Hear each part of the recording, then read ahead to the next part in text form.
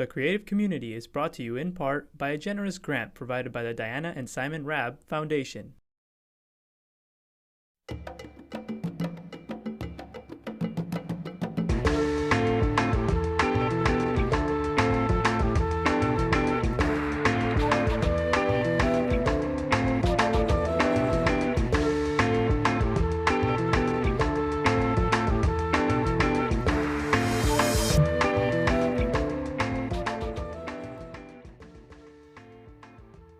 Creative community. I'm your host, David Starkey, and my guests this time are Ken Gilbert and Bonnie Lewis, the co-founding members of Drama Dogs Theater Company. Welcome to the both of you. Thank you. It's great to be here. Yeah, it's great to have you on. Bonnie, you've been on the show in the past years. Kim, I don't think you've ever been on before. Not on this show. Yeah, that's great. So we're going to talk kind of a little bit about the history of Drama Dogs. We're going to look at some stills. We're going to look at some videos, and then talk about what you guys have got coming up. But I know the two of you met a long time ago, a while ago. Tell us about that. We were 22 at UC Davis. She was in applied behavioral science alongside me when I was getting my teaching credential. We knew about each other with a mutual friend, and he introduced us, and that was it. That was it? We became friends, and then fell apart, and then came back together. Okay. And you came back together in Pasadena, is that correct? We came back together here in Santa Barbara in '89, and then established a dare. Bonnie kept saying, if you want to do theater, why aren't you doing it? And I said, okay. So I have a play, and in '91 we went to Pasadena and did Air for One. Okay. Now your company is maybe different from other companies in town in that there's a real. We would like to think you so. like to think so. There's a real emphasis on physicality, on the body. Yes. Tell us about that. We just renamed the term body-centered rather than calling ourselves a physical theater company. We went into a hiatus for 5 years with an aerial dance company up in Santa Ynez, and realized at that point that we wanted to put our feet back down on the floor and reestablish ourselves in Santa Barbara, and change the term from physical theater to body-centered theater.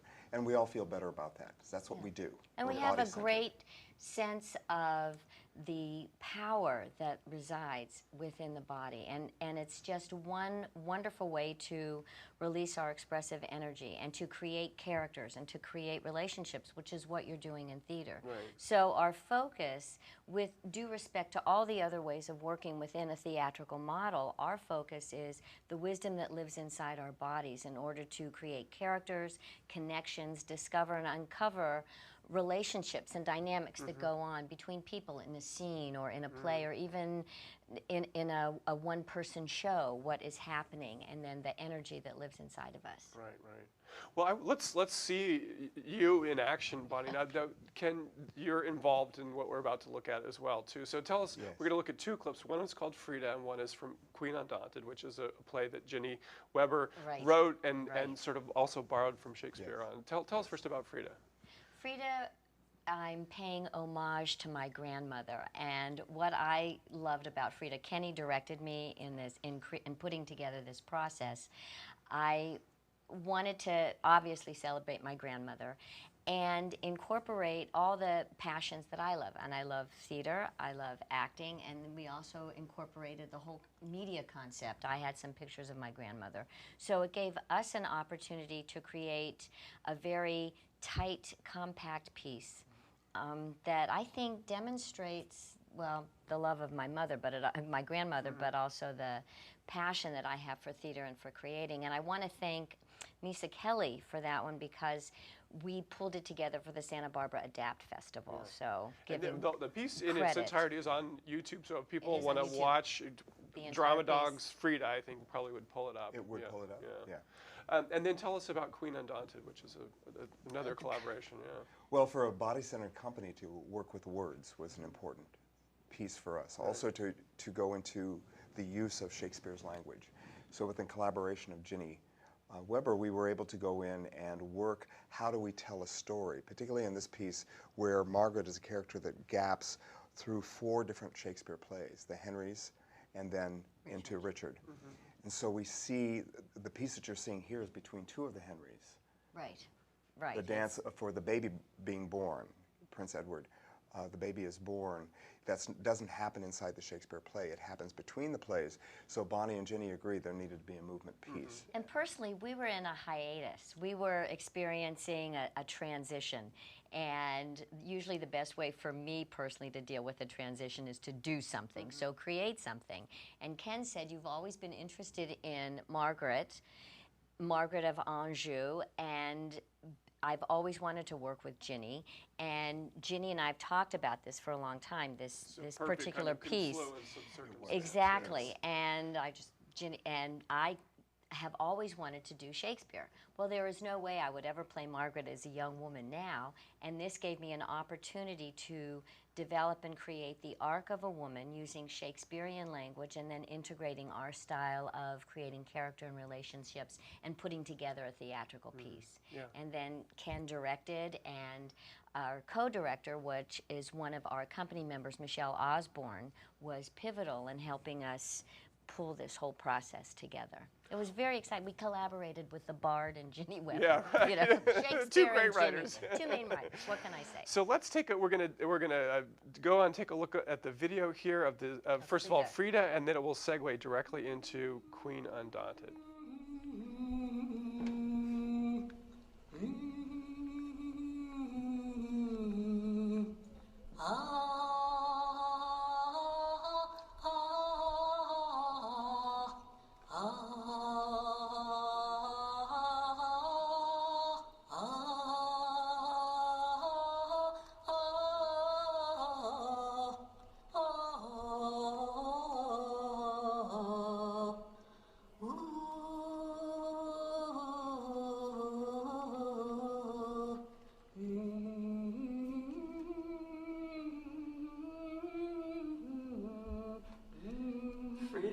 Frida, etwas brennt bei dir in Kirch.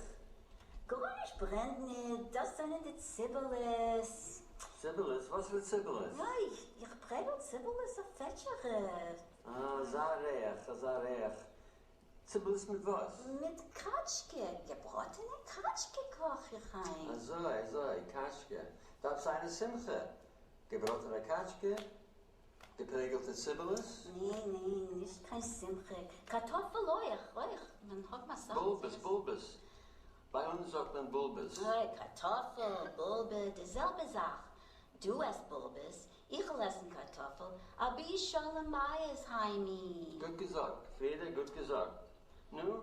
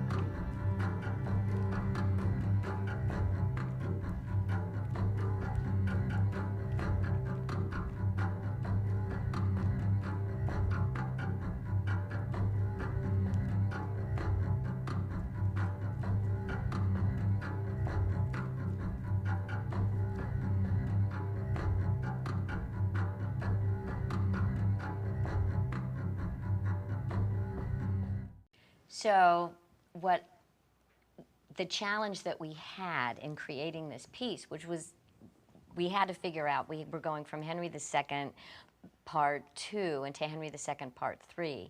And supposedly, Margaret, my character, has given birth to a son because that's her power.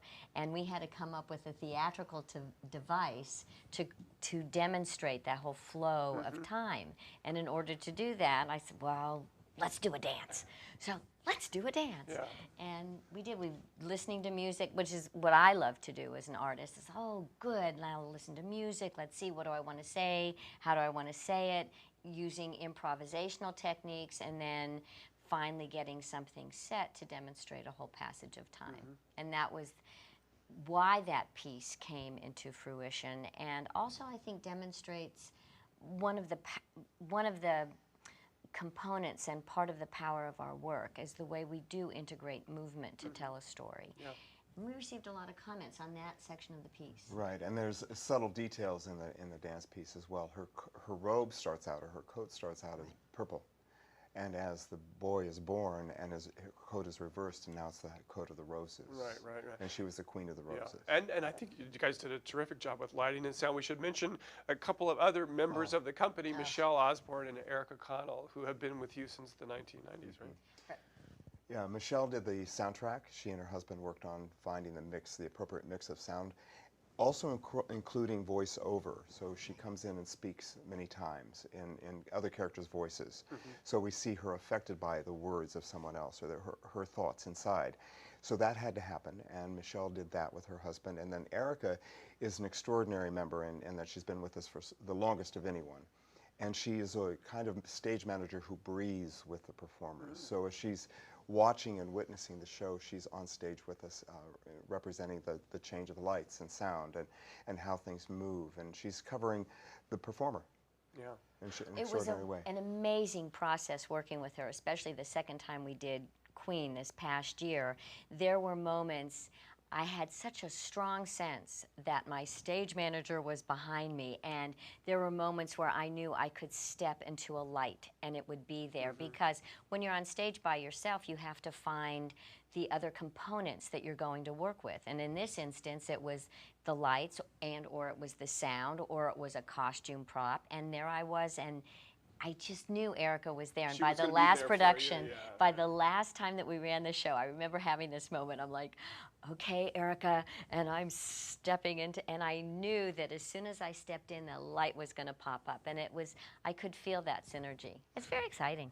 Let's And look at she's some. great We at have got that. about 15 minutes left. I'd love to look at some images of what you guys have done, you know, in various moments. So I'm gonna look. Here's a shot. Yeah, that's a photo shoot for Queen when we were getting the costumes together. Right, We did right. a poster of transition and Right. all of the dresses that she Yeah, wears. that's great. So yeah. it's So like, there you are. It's so us. Yeah, it's it like, is yeah, there we are. You don't mind, you know, just yeah. It's like, being let's just together. get it. But actually, you know, we smile a lot. when There's we're our together. Mish. I like That's working. Michelle. This is Michelle is in the middle, and this show was called Stoop. We actually did Stoop twice. We did it once when Kenny directed it. We did it with 4 one-acts, and then I remounted it with 3 one-acts and introduced more community artists. Yeah, and So I'm we gonna worked kind of, with more go players over in here. There's this. Mish again. Looks great. Yeah, I love, well, The most Mish massive and woman wins. the name of that piece was called The Most Massive Woman Wins, and it takes place in a liposuction clinic. Okay, that's So again, like 3 one-acts about women. So we found 3 pivotal one-acts about that I felt represented the female experience, and created this female energy on stage. And none of us ever left the stage. In the back, well, that was from The Most Massive Woman Wins, what you're seeing on the screen now. It was very interesting process, because we introduced other artists, other actors Who use to different art. techniques and methods to act. Right. And then to find that resonance that allows all That of us you to be somehow coming body-centered. together. Yeah, yeah. And I think as artists and as educators, because we are both of those, it was a good challenge for us to learn how to integrate all that we know to get the most from our actors and be true to our process. And there's me, because we have to put me in it. So it's like that was yeah, from, right, there's me. And that was from the play The Lives of the Great Waitresses by Nina Shengold. So Yeah, and so I love the fact that you're out there as you started the company. You got to do it. So I mean, that's one of the things I think about Drama Dogs. Maybe you've had your hiatuses and so forth, but ultimately I feel like Ken and Bonnie are going to be out there. They're going to find a space, and they're going to do something. We're going to do something. And it really is. That's all that kind of matters, isn't it? Mm-hmm. It is. Action of doing. The action of doing is what acting is about for me. Yeah. As I was in graduate school, that was the issue that came up often. Was it's so active? You have to be so active. To be so active. Oh my God. And this was most recently. Ken and I had the honor, and Drama Dogs had the honor of being part of Santa Barbara Playfest. It was the first time ever we brought in two playwrights with new works to be read in front of the audience. And that what we're seeing on the screen now is E.M. Lewis, who wrote the play that both Kenny and I had an opportunity to present. As readers. As readers. It was Readers Theater. And then here you are. There I am. There's Ken performing. Yeah. It was. And so this was an exciting little new wrinkle in our, It was a new wrinkle. We were working yeah, with people that we've never worked with before on stage. This was Readers Theater, and we had hours of rehearsal, not enough perhaps, but we had hours of rehearsal to make something come from the voice. Right. Which is, I mean, the voice is important to you, but that's not, I guess the voice is body-centered in a way. For us, it has to be. It's very body-centered, and when I'm first even rehearsing for a stage reading, I'm squirming a lot in my chair because I'm trying to find my focus or my impetus. And then once I get a sense of where my body is in space and whatever connection I need, then I'm fine. Yeah. It's fine. We're good to go. So both Ken and I will squirm and move. A lot of movement, yeah. Then we'll find it, and then it's like, okay. That was the talk back after it was all over, and people were responding to the reading as well as the play, as well as the process. Yeah, and I think that's great that City College is. City College, take a little credit for our place of employ, and then the day after. The day after, we did a community class, and this was offered free to the community, with introducing our process and the ways to create character through. Well, let's talk about that because you do acting improvisation classes in Carpinteria. Is that correct? We do. Plaza Playhouse Theater once a month. Once a month. Once a month, we offer acting improvisation classes open to anybody. You don't have to be professional. We just invite people to come and experience our process. And really, it's about experiencing yourself within a movement process that we hope we create a very safe, creative, expressive environment where people are willing to explore and discover. Ken has a phrase, be curious. He's always saying, be curious. Be curious about what you're experiencing, about what's going on. Even being curious about the parts of you that maybe are feeling frightened or resistant to, like, ooh, I can't do that. And then, so, do it. Yeah. See what happens. So if somebody wants to do this or watching right now, they can just go to your website. Go to our website, and that is Anybody posted is welcome. on our Any background. website. It's also posted on our Facebook page, so people are Just obviously start welcome. looking for Drama Dogs. Looking for Drama Dogs, and we are there. And I'd like to get back to, because you had mentioned about the Santa Barbara City College Playfest, and we're seeing people work with us. For us, what's so important is that it is yet another way for us to be involved in the community, not necessarily with our own personal work, but the idea of branching out into the community and serving the community with our art. I mean, that's what we do. Right. Now, I know that we can talk a little bit more about this later, but on March the 21st through the 30th at Center Stage, you got something important coming up. Tell us about that. Circle Mirror Transformation by Annie Baker. This is first time in Santa Barbara. It's a very interesting, quirky play. It's about 5 people who come together in a community center in Vermont, and they are taking an acting class. So it's not a far reach for us. It's about the classical game of circle mirror transformation, when somebody starts a movement in sound and how that is taken by another and transformed. So that's the theme of the play, into moments of shifts and transitions, and we find out the lives of these people in some very interesting and sad and funny ways. But a great fit for the company. Yeah, it's a great fit. It's a great fit for the company, and you would appreciate it as a creative writer yourself, the metaphor of here we are taking a class, and it looks like it's just an acting class, but then all the other issues that unfold and all the other relationships that become manifest, and you go on a journey. And that what must happen you a go lot on for a you, journey. right? I mean, It when does. people just, they don't expect to go on a journey, they arrive in one of your classes and suddenly And then they're Something on new it. is revealed. Oh. Well, in this one day at City College, when we had our class most recently, 2 people had breakthroughs, both of them actors, and had breakthroughs. One woman was shocked that in less than 2 minutes she had a backstory for her character by finding one physicality. And another was surprised that she had volume in her voice that she'd never experienced before. So these are things that happen when someone relaxes into their body, trusts their body to be there for them.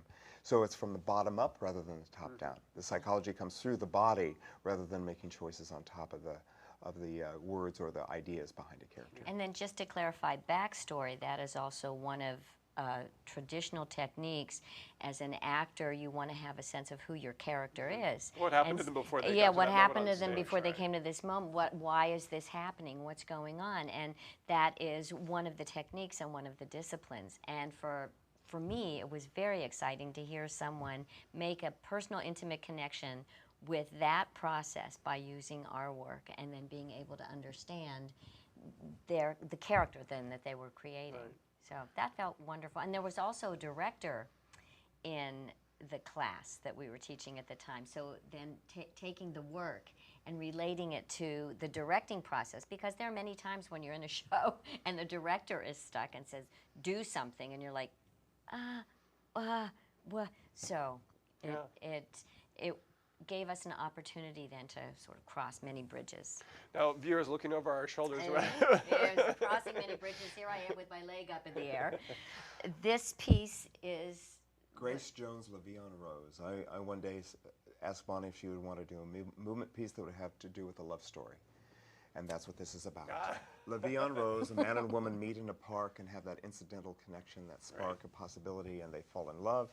And at the very end, you'll see in a moment, they fall in love and how life is without each other, and then suddenly the intensity of being with each other and how that feels to have that intimacy. Well, this is an interesting shot to hold on for a second here, because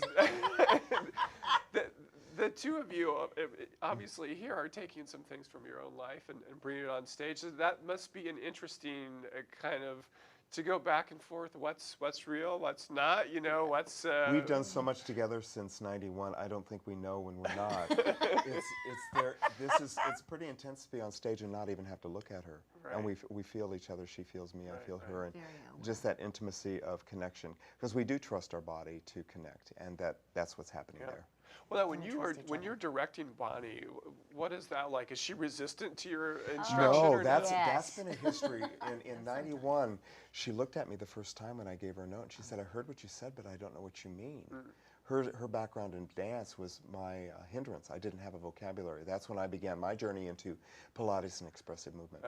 Then from my own body, I could resource what I felt and thought and convey it to her. And so she takes notes differently now from me. So there are very many blank moments, literally, when I would just look at Ken and I did not have an idea of what to do. What the heck he was And talking about, yeah. for me personally, what is pivotal about this piece and what's wonderful about this piece, which we will be performing this Saturday, February 9th at the show is called Nectar. It's at Yoga Soup. It's called Love Always.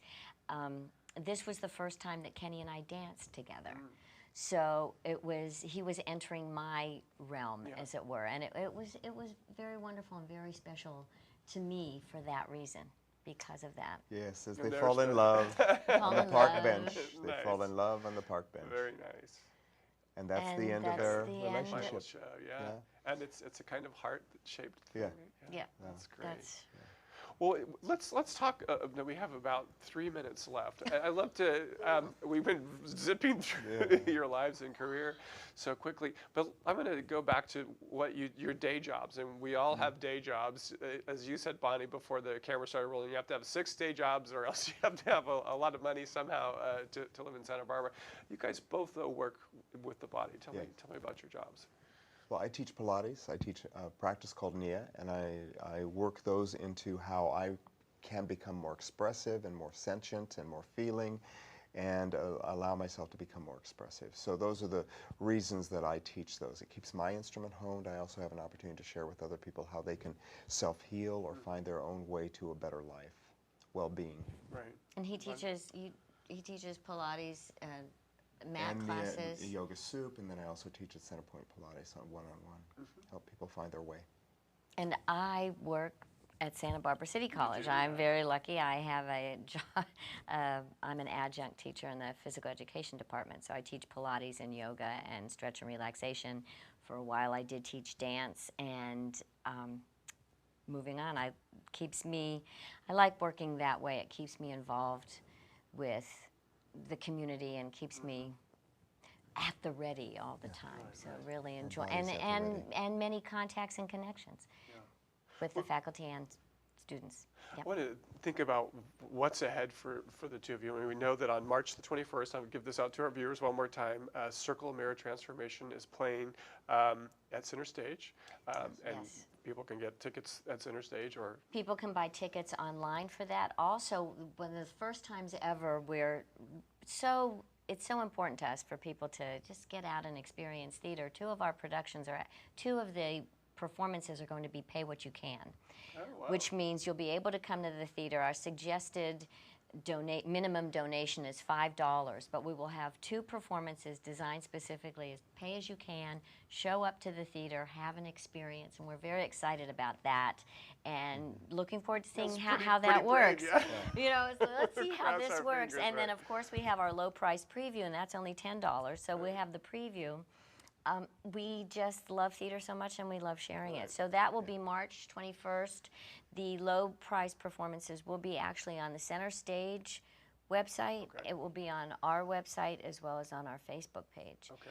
And again, those performances are March 21st through March 30th. Okay, yeah. Very excited about that. In our last 30 seconds, I know that you're always looking for donors, as every artistic enterprise in town is. You're looking for a best in show right now. That's at the top, the That's best somebody in show. who can really Someone help who out. really wants to support not just the creative process, the educational process, the joy of finding our own creativity. Okay. And sustaining our vision, helping us and supporting us to sustain our vision. Yeah, absolutely. Well, I hope that someone is watching right now and says, they start writing a check.